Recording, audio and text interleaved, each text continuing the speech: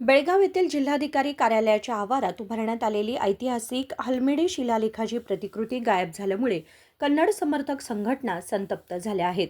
शासनाच्या आदेशानुसार स्थापित करण्यात आलेली ही शिलालेखाची प्रतिकृती अचानक गायब झाल्याने मोठा वाद निर्माण झाला आहे.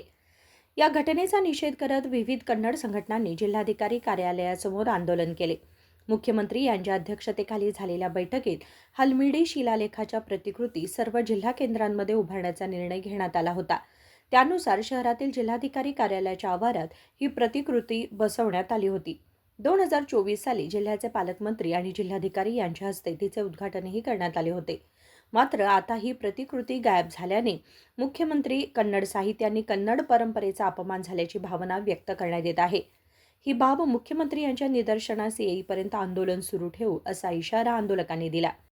ಶಾಸನ ಹುಡುಕಿಕೊಡಿ ಅಯ್ಯಯ್ಯೋ ಧಿಕ್ಕಾರ ಜಿಲ್ಲಾಧಿಕಾರಿಗೆ ಧಿಕ್ಕಾರ ಧಿಕ್ಕಾರ ರಾಜ್ಯ ಸರ್ಕಾರವನ್ನು ಅವಮಾನ ಮಾಡುತ್ತ ಜಿಲ್ಲಾಧಿಕಾರಿಗೆ ಧಿಕ್ಕಾರ ಧಿಕ್ಕಾರ ಕನ್ನಡವನ್ನು ಅವಮಾನ ಮಾಡುತ್ತ ಜಿಲ್ಲಾಧಿಕಾರಿಗೆ ಧಿಕ್ಕಾರ ಧಿಕ್ಕಾರ ಬೇಕೇ ಬೇಕು ನ್ಯಾಯ ಬೇಕು ಬೇಕೇ ಬೇಕು ನ್ಯಾಯ ಬೇಕು. या आंदोलनात श्रीनिवास ताळुकर आणि अशोक चंदरगी यांच्यासह अनेक कार्यकर्ते सहभागी झाले होते. नजीम बेटगेरी, KMM मराठी, बेळगाव.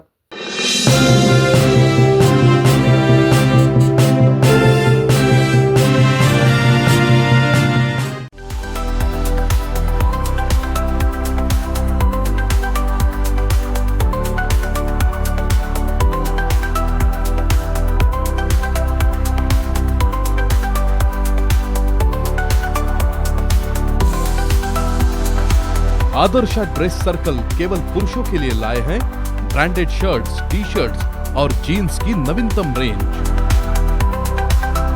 आदर्श ड्रेस सर्कल, खड़े बाजार, बेलगावी।